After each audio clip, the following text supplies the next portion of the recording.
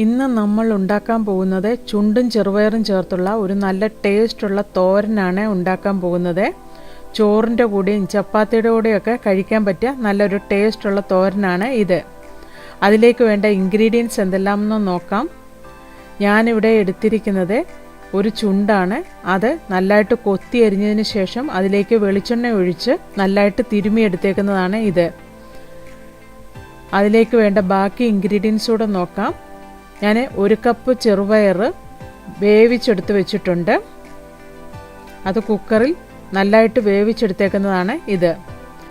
അതിലേക്ക് ക്രഷ് ചെയ്ത് ചേർക്കാനായിട്ട് അരമുറി തേങ്ങാപ്പീര, 2-3 പച്ചമുളക്, 5-6 ചുവന്നുള്ളി, 2 വെളുത്തുള്ളി, 1/2 ടീസ്പൂൺ മഞ്ഞൾപ്പൊടി. ഇത്രയും ഇൻഗ്രീഡിയൻസ് ആണ് അത് ഉണ്ടാക്കാൻ വേണ്ടത്.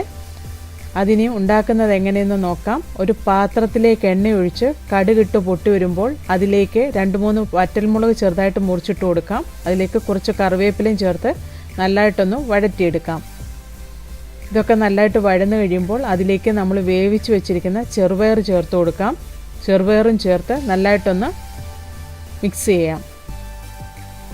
ഇതെല്ലാം മിക്സായി വരുമ്പോൾ അതിലേക്ക് നമ്മൾ അരിഞ്ഞു വെച്ചിരിക്കുന്ന ചുണ്ട് ചേർത്ത് കൊടുക്കാം. ചുണ്ടും ചേർത്ത് നല്ലതായിട്ടൊന്ന് ഇളക്കി യോജിപ്പിക്കാം. അതിലേക്ക് ആവശ്യത്തിന് ഉപ്പ് ചേർത്ത് കൊടുക്കാം. ചെറുപയർ ഉപ്പ് ചേർത്ത് വേകാത്തതുകൊണ്ട് അതിനും കൂടെയുള്ള ഉപ്പ് ചേർത്ത് കൊടുക്കണം. ഇതും ചേർത്ത് നല്ലതായിട്ടൊന്ന് ഇളക്കി യോജിപ്പിക്കാം. ഇതെല്ലാം ഇളക്കി യോജിപ്പിച്ചതിന് ശേഷം ഒരു 3-4 മിനിറ്റ് നമുക്കിതൊന്ന് അടച്ചു വെച്ച് വേവിച്ചെടുക്കാം. ഇതിലേക്ക് വെള്ളമൊന്നും ചേർക്കേണ്ട ആവശ്യമില്ല. ഇതൊക്കെ നല്ലതായിട്ട് വെന്ത് വന്നതിന് ശേഷം നമുക്ക് ഇതിലേക്ക് അരച്ചു വെച്ചേക്കുന്ന തേങ്ങാക്കൂട്ട് ചേർത്ത് കൊടുക്കാം.